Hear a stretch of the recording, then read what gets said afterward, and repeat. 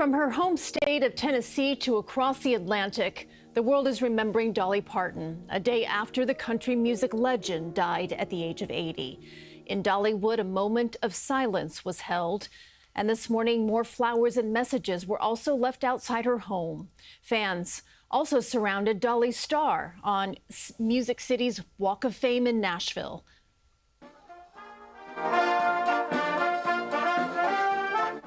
And across the pond, a tribute fit for the Queen of Country.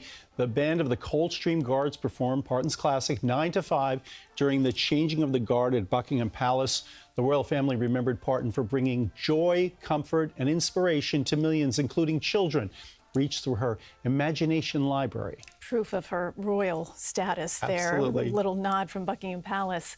Parton had many fans and experiences in New York as well. And Dave Carlin has a look back and how she is being remembered here. Emily Schoen is cranking up the volume on Dolly Parton's 9 to 5 at Cowgirl Bar and Restaurant, where she is assistant general manager. The song takes us back to the 1980s, when Parton was briefly a New Yorker living in this building at 800 Fifth Avenue with a view of Central Park. And by the end of the decade, she was showing up at Cowgirl as one of her regular hangouts. This is a picture of Dolly Parton with our founder, Sherry Delamarter, over here. She would come and visit. She's always championed women, and as we were women-founded and currently primarily women-owned, it was always our joy and honor to have her here. Right now, we're listening to Dolly Parton. The music lives on. That's amazing.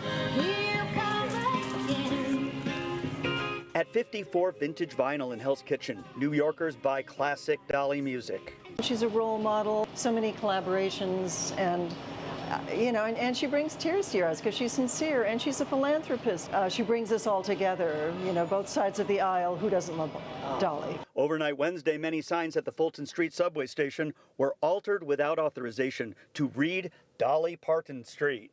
It's the kind of thing I support. I think it's cute, surprising, and it's a good way to give a tribute to her legacy. Dolly's name right up there with a tribute message here in the West Village, and her name will also be going on the marquee of a Broadway theater.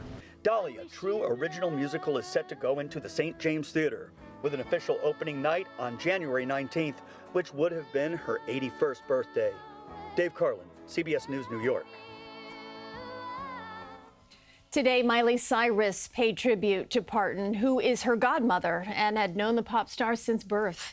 In a post on social media, Cyrus said in part, "Dolly would want me to feel it, write a song about it, and then continue on and be strong. I have an angel by my side. I always have." One of our last conversations was about music and metamorphosis. And Nashville's Grand Ole Opry will also honor Dolly this weekend. It is dedicating Saturday night's show to Parton. The marquee out front will show her name.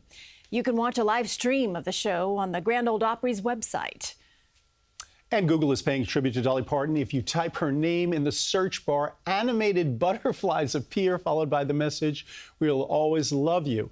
Butterflies were special to the country music legend. She wrote and recorded "Love is Like a Butterfly" in the 70s that went on to become one of her signature songs, one of her many signature songs. And stay with us for continuing coverage on Dolly Parton's life. We have a full write-up of her legacy and the tributes and friends, co-stars and fans at our website, cbsnewyork.com.